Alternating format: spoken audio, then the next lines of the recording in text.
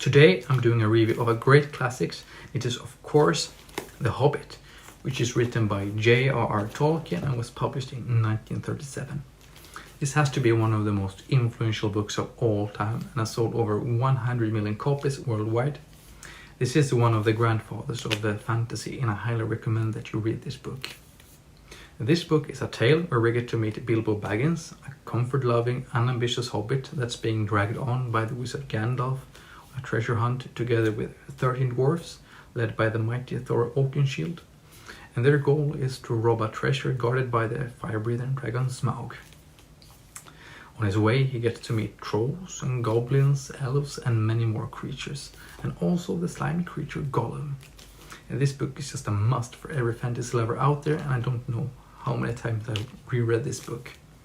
I'm also very happy that I found this nice edition in a second-hand store. The Hobbit is not a very long book, it's just short of 300 pages and with some really nice illustrations by Tolkien himself, and they're just fabulous to watch. So I would say that this book is accessible to anybody looking for a good and cozy read.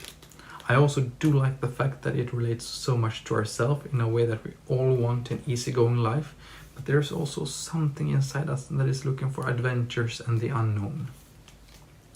Personally, I found this book more lighthearted and cozy compared to The Lord of the Rings, and I sometimes found myself reading hours upon end.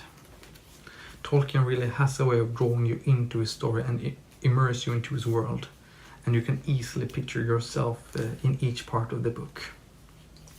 The world feels expansive, and we do get to meet such an amazing array of creatures, and there is just so much lore surrounding Middle-earth, and it all just fits so well into this story. And Bilbo Baggins, our protagonist, also has a great development where at the start of the story he's a comfortable and competent hobbit that loves food and drinks, and when he's then enlisted by Gandalf to Thorin's company, he's then slowly being transformed more and more into this brave and confident hero, which I really liked. There are some stuff that seem to be quite rushed, especially at the end, where I would like to have gotten something more. It's very different as if we would compare it to The Lord of the Rings. I won't spoil anything, but if you read it, I'm sure you will notice it. Personally, I think this book is story flows really well. It's just a big treat to read, and I would definitely recommend this book to anybody that haven't read this book. Personally, I will continue to reread this book many times more.